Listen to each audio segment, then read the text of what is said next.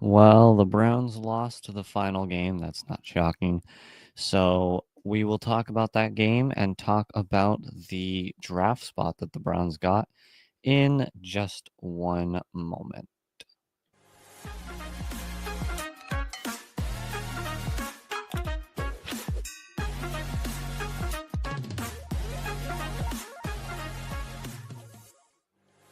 All right.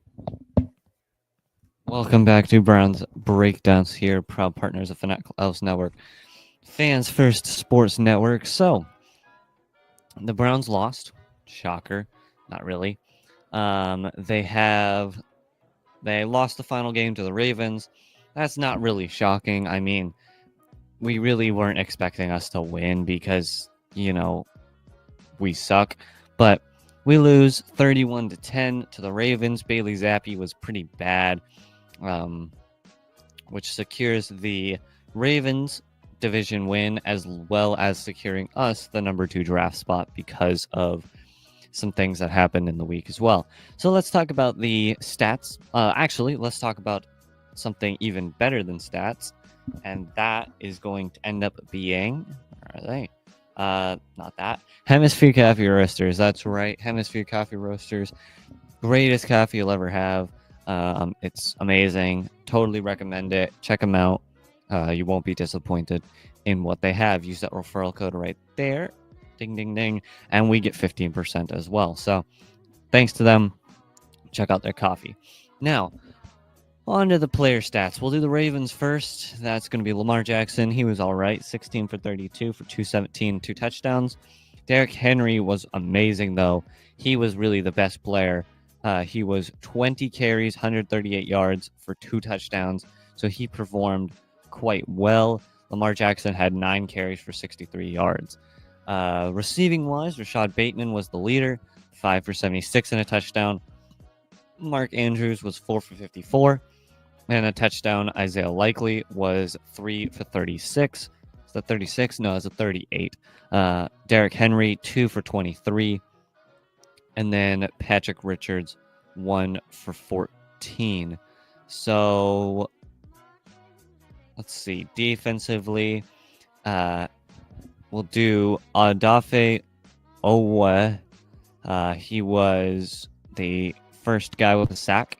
He had 1 sack. Then Kyle Van Noy also had a sack. And an interception came from Nate Wiggins as well as Michael Pierce. Now, that second interception there to big man Michael Pierce, that was amazing. I know it was against the Browns, but big man, 355 pounds. I don't even know still really what was happening that play, because why the player, like what the heck the guy was even doing, because I mean, Bailey Zappi why was he even playing coverage, right? That was the weirdest part. But then he intercepted the ball, ran, and kind of like fell on his knees. He didn't know what he was supposed to be doing. He wasn't supposed to be doing anything, but it was certainly an interesting play there. It was amazing. I loved it. It was awesome to see big man get a interception. You never really see those happen. So it really was just fun to see because of the whole big guy.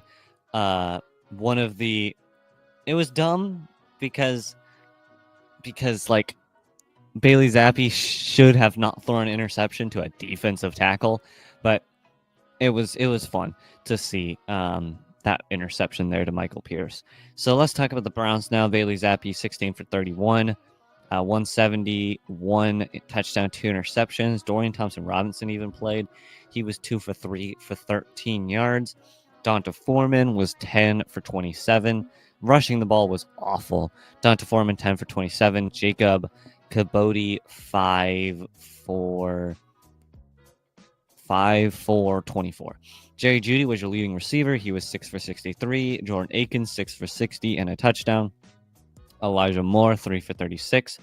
Jacob Kabodi, 1 for 15. Donta Foreman, 1 for 8. And Blake Whiteheart, 1 for 1.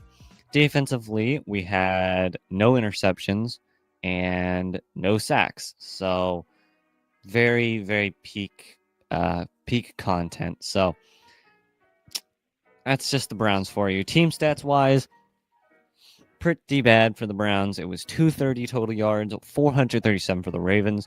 We only had 174 passing yards. They had 217. Only 56 total rushing yards to their 220.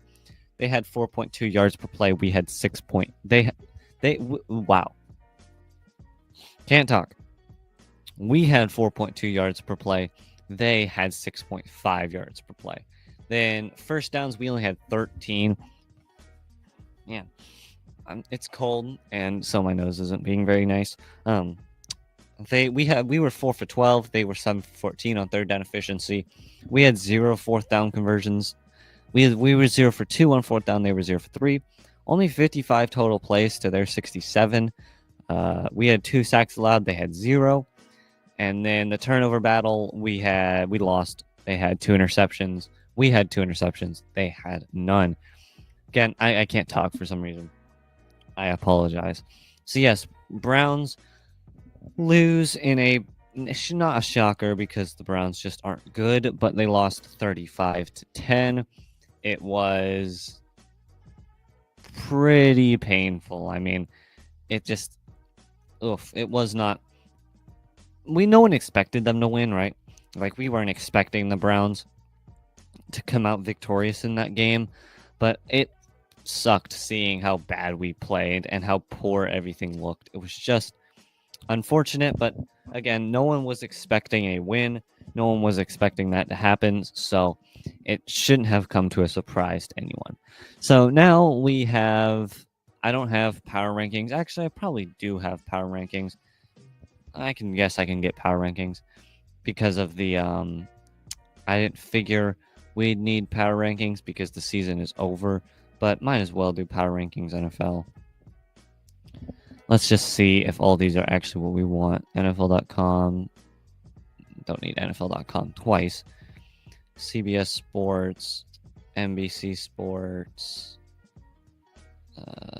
Let's do US. And then let's just do 3 for now, I guess. Why not? We don't really care much about the power rankings. We're just trying to see where the Browns are for the final week. So this is NFL.com. They have the Browns. We'll just get straight to the Browns. Gotta scroll really far. Still scrolling. They have the Browns at 32. Okay, good. That's where they deserve to be. So NFL.com has the Browns at 32. CBS Sports has the Browns at, let's see, 29. I disagree with that, but whatever. And then NBC Sports has the Browns at 32. Cool. So the Browns are 32 in most teams. If you ask me personally, right now the Browns are 31. I do have the Titans as 32 because Titans suck. But the Browns are 31 in my power rankings, 32 in most others. I agree completely. The Browns should have been 32 multiple weeks ago. Don't know why they've been put so high. I mean, I've seen people putting them at like 26, 27, which is way too high. So I do agree. 32 is exactly where they should be. I have them at 31 only because the Titans I consider to just simply be worse. So we'll do draft talk in just one moment. For now, I'm going to play the ads. So we'll be right back.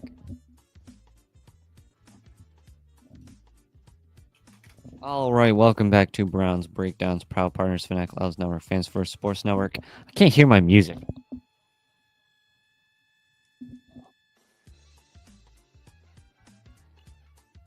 No, it's there. It exists. It's just super quiet. And whatever. Doesn't matter. I just didn't know if I had actually played it. I am. So, Browns secure the number 2 overall draft pick, which is good to see. We were hoping for number 1. We just didn't end up getting it. It's fine. No one was kind of out of the picture for a few weeks here. We hoped we would get it, but I mean, I personally was not actually expecting the Browns to get the number 1 overall pick. So anyway, we have the Browns with the number 2 overall pick, which opens up a lot of opportunities for the Browns. Number 1 being the possibility of actually getting Travis Hunter. I don't think we will get Travis Hunter, but that would be nice. Now, it also opens up a lot of trade down possibilities. I'm not exactly a huge proponent for trading down.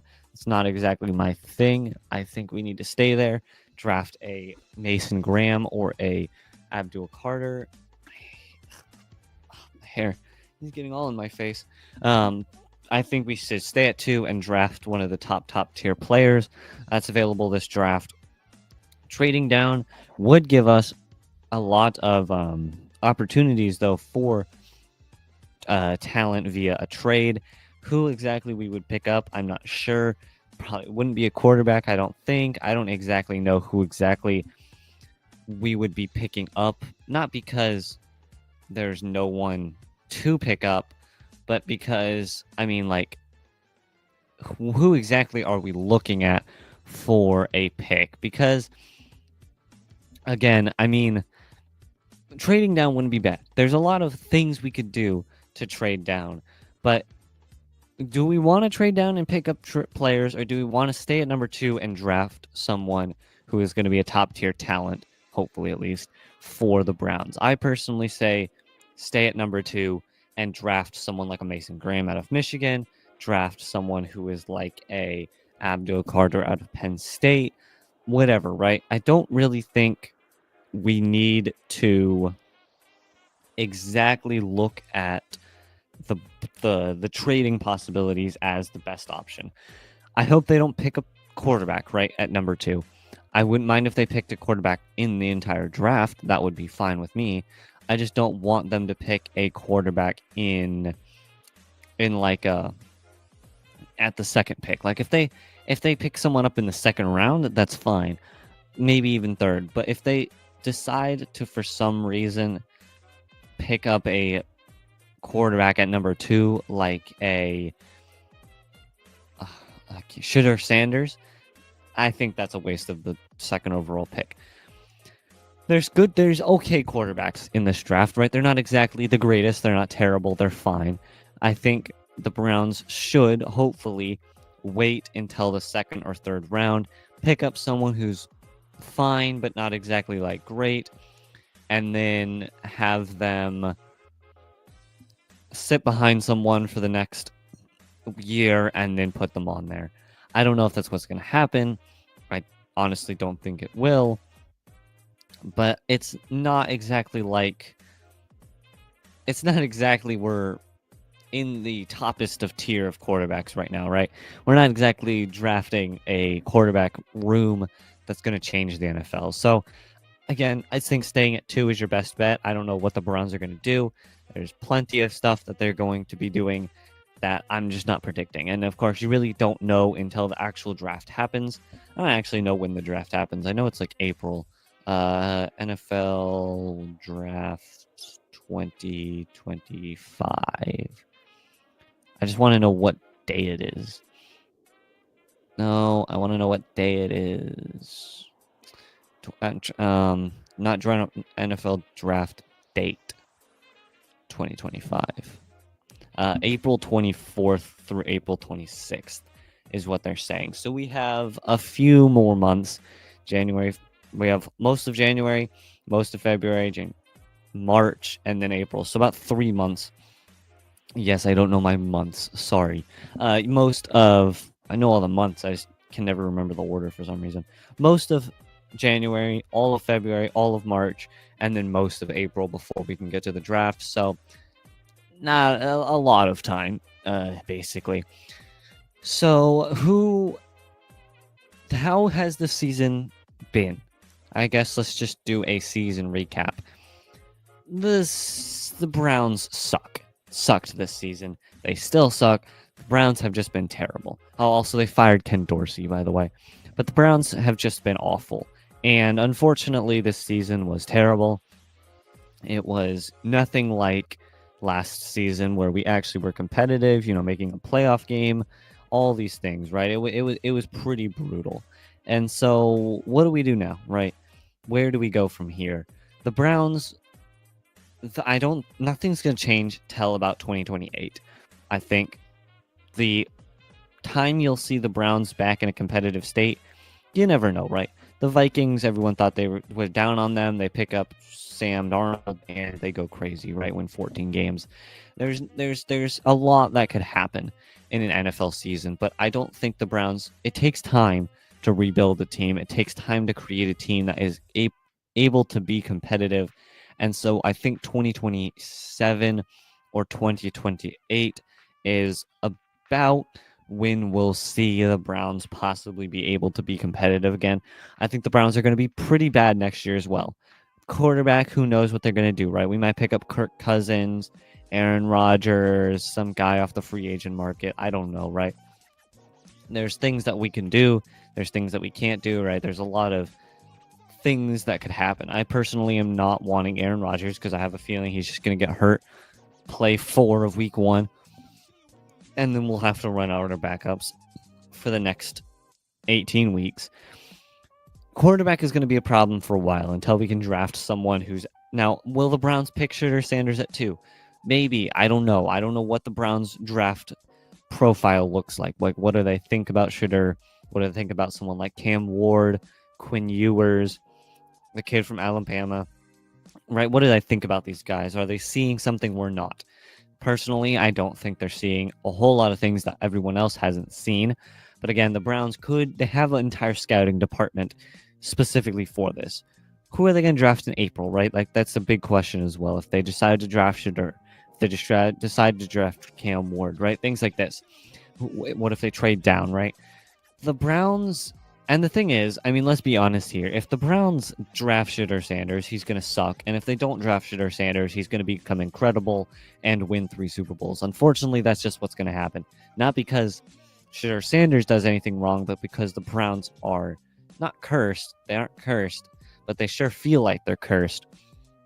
And it's just... Now, maybe Shedeur Sanders, they draft him and he turns into a great player, wins us a Super Bowl, whatever, right? I don't think that's going to happen, but you never know. Really, realistically, we're not going to be seeing a lot of improvement in the next few years. But season recap, it was brutal. I mean, we really didn't... We only won 3 games. 2 of them were fun, right? Beating the Ravens and then beating the Steelers. The Steelers seem to have mostly collapsed now that right after the Browns won, average Steeler moment can't act, and so they're probably going to lose their playoff game again. It'll have been, I think, a decade since the Steelers have won a playoff game if they lose, which is kind of crazy. I mean, the Browns have won a playoff game. I think Steve Gill on this network said that if the Steelers don't win, they will, or no, the Browns have won a playoff game, the Ravens have won a playoff game, and the Bengals have all won playoff games before the Steelers have won one in the past 9 years, which is kind of crazy. So, realistic, I give this season a 1 out of 10. It could become a better season depending on how they draft, though, right? If they draft well, then maybe it's a better season. I don't know. Anyway, that's about it.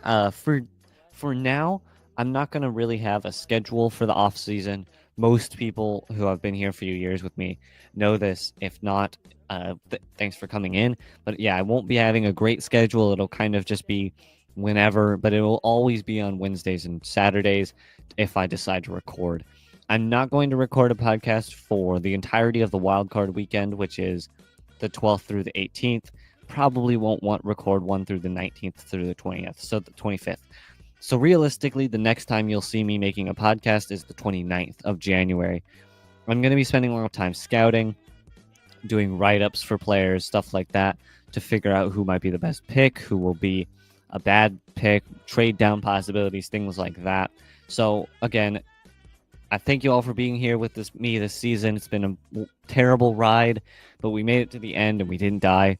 Well, a few people probably died, but whatever. It's been rough, but I'm glad everyone made it. Thanks for sticking with me this whole season. If you're new here, welcome to Browns Breakdowns.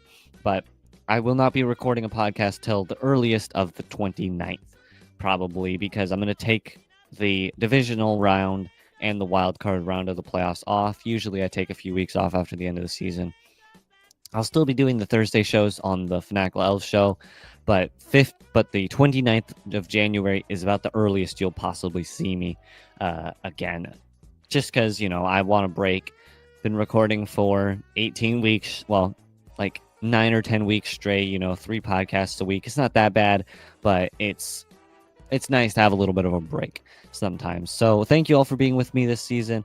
Go Browns, regardless of how they did this year. Hope you all enjoyed, and I will talk to you guys in the next episode. Peace. Hold on, let me put the right banner up. All right, love you all. Peace.